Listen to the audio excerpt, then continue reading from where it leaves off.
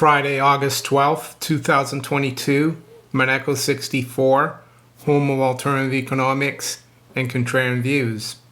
So are the bankers warning us about a major financial crisis? We're going to look at that today. Before I start, I'd like to say that many of you have asked me in the past for a book list, and I do recommend books regularly on my videos or in my videos. So what I did yesterday is I made a video entitled my top 10 books on money markets and economics, and I posted it last night. You might not have seen it. So if you haven't seen it, it's going to be up in the cards and in the description if you want to look at that. So recently there's been a few things going around on Twitter. One of them is about NatWest, the fact that they're going to they could limit withdrawals of 2,000 pounds, as you can see here.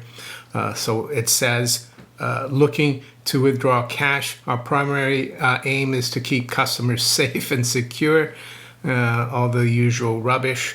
But it says here, please note that it is advisable to give 24 hours notice on large cash withdrawals amounts over 2,000 pounds, or if you would like specific denominations, you can pre-advise us of your transaction via our customer contact team or in branch. And it says here at the bottom, in some instances, we may choose to decline the cash withdrawal based on the information provided surrounding the transaction. This will be at the branch's own discretion. For more information, please review our terms and conditions that can be found under section 2.2. So they're basically saying, even though it is your money, we're gonna make it very hard for you to take it out. So this is one of the things that has been going around, and people have been asking questions about how safe are the banks. The other thing that has been going around, I saw a story the other day about the post office in the UK, because they provide banking services, and they've had the most cash withdrawn for ever since they've been in existence. I think it's 360 years. I think it was 3.3 billion pounds.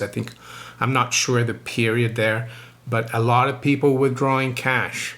It could be a few things. It could be people don't trust the financial institutions. It could be that people are trying to avoid taxes. And how do they do that? Well, there are a lot of small businesses that have to charge your VAT when everything goes through the books. If you send them a bank transfer, it goes through the books. But if you pay them cash, they will not charge you the VAT. So you're saving 20%. And with the cost of living crisis, that is that's a big help, I would say, saving 20%. The other one is, one of my friends sent me this. This is a weird one. It's from another major high street bank here in the UK, the Halifax. And it says, guide to changes. The following changes will take effect from 1st of November 2022. It's a really weird one because they're actually saying here that they might do something about you having too much money in your account. It's not about withdrawing money, and I found that quite strange. So it says here in the red box, we've added a new condition that says if it is necessary due to economic circumstances that affect the banking industry, we may restrict the amount you can have in your accounts, either by applying a limit or by imposing a charge. If we have to do this and it applies to your account, we'll write you with more information. It's really weird. They're almost trying to warn you, which is unusual. And of course, recently I spoke with Andy Sheckman. I interviewed him a couple of weeks ago, maybe more, about the Texas billionaire who is buying a lot of physical gold and silver and plans to maybe buy about a billion's worth, and how her bank made it very difficult for her to transfer the money, to do the transaction. That's the other thing as well. They don't want you in gold and silver. They don't want you outside the system, even though some banks are trying to warn you, maybe warn you to spread the risk to another bank like Halifax. Seems really weird. And just to finish off, I saw an interesting article, which I'll put in the description, a link to it in the description. It's from Wall Street on Parade. And it says, and this is from August 8th, 2022, without any legislative powers, the Fed is rewriting the law and creating a permanent $500 billion bailout facility for Wall Street. And this facility, as you can see here, from the Fed's website, was created last year in July. So maybe that's why they've been able to keep things going despite raising rates, telling us that they're tightening. It's because they've created $500 billion out of thin air to basically bail out not just domestic Wall Street banks, but also international banks, as you can see here. Just quickly go through this, and they name it like a special, how can I say, repurchase facility. They don't call it a bailout, of course, and it's highly illegal what the Fed is doing here, and I recommend you read the whole article from Wall Street on Parade. So it says the Federal Open Market Committee on Wednesday announced the establishment of two standing repurchase agreement facilities, or repo facilities, a domestic standing repo facility, SRF. They love these acronyms, don't they? And the repo facility for foreign and international monetary authorities, FEMA repo facilities. These facilities will serve as backstops in money markets to support effective implementation of monetary policy and smooth market functioning. That's a euphemism for bailing out and adding liquidity to the market, because in March 2020, the Treasury market almost collapsed because there was no liquidity. People didn't want to make a price on Treasuries, which is highly unusual. So how does this affect us in any fashion? Who cares if the Fed is bailing out? They've created the $500 billion out of thin air.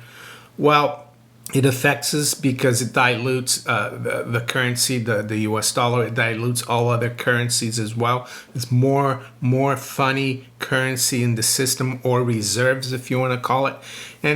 And the more supply of something, the more worth less it becomes. And that's the definition of inflation. So they're telling us they're tightening on this side, but on the other side, they're bailing out the banks.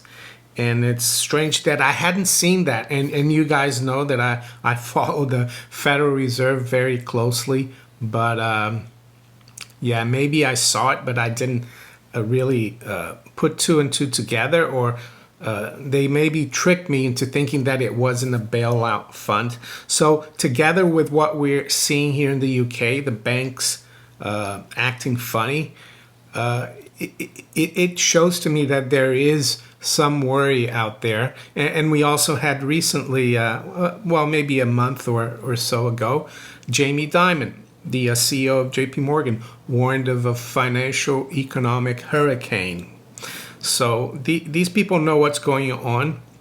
And again, that's why I feel very comfortable with having some physical gold and silver outside the system. And many of you do too. Some of you don't. Some of you think gold and silver are dead. But the whole point of gold and silver is the safety and the fact that it maintains its purchasing power over the long term. Yes, it could make you rich if you catch the right move, the short-term move, which is almost impossible to predict. So there you go. Let's quickly look at the markets now. It's 8:24 a.m. London time. We got spot gold at $17.93. It's up just over $3.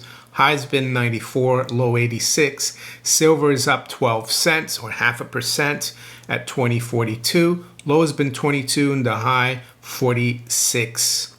The Dow future, that's up 89 or 0.25%. Nasdaq future is up, futures up 1/3, and the S&P is up 1/3 as well.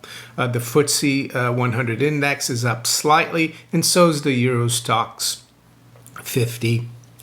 To the currencies, sterling is down slightly at 121.94. The euro is down about 0.2 at 103.02. The dollar is up 0.2% versus the yen, 133.22.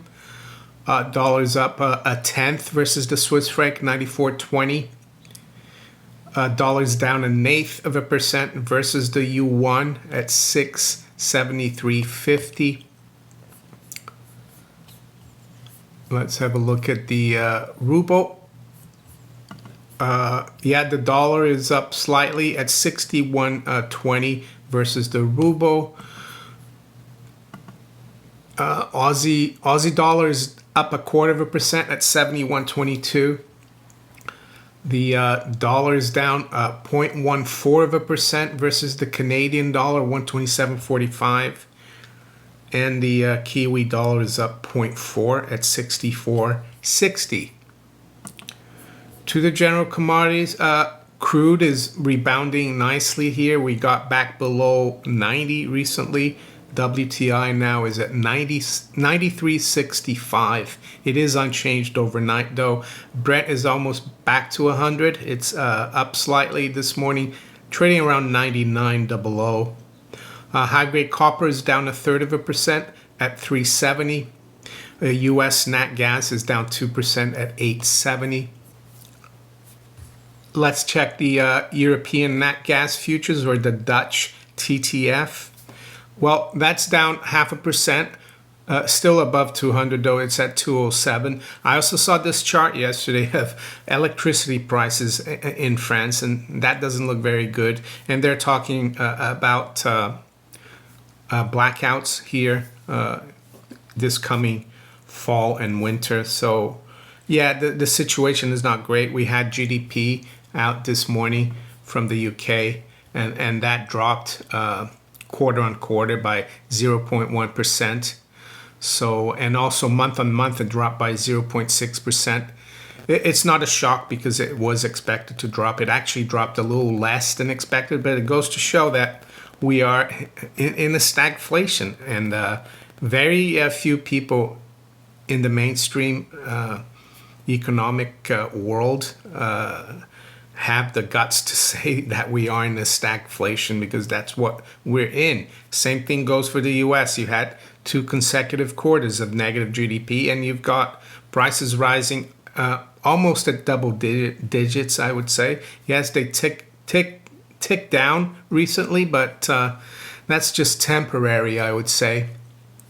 To finish off, let's quickly look at the U.S. Treasury market. I see here that the 10-year yield has rallied. Yesterday, I think we were around 275. We're almost at 290 now. So that's not a good thing. So the 2-year is at 320. So actually the curve disinverted by about 10 basis points. So that's an interesting development there. We're going to keep an eye on that. So if you enjoyed this video, make sure you hit the like button. Please share it far and wide. And think about subscribing to my channel if you haven't yet. And with that, I wish you all a great day and a great weekend. Take care. Bye.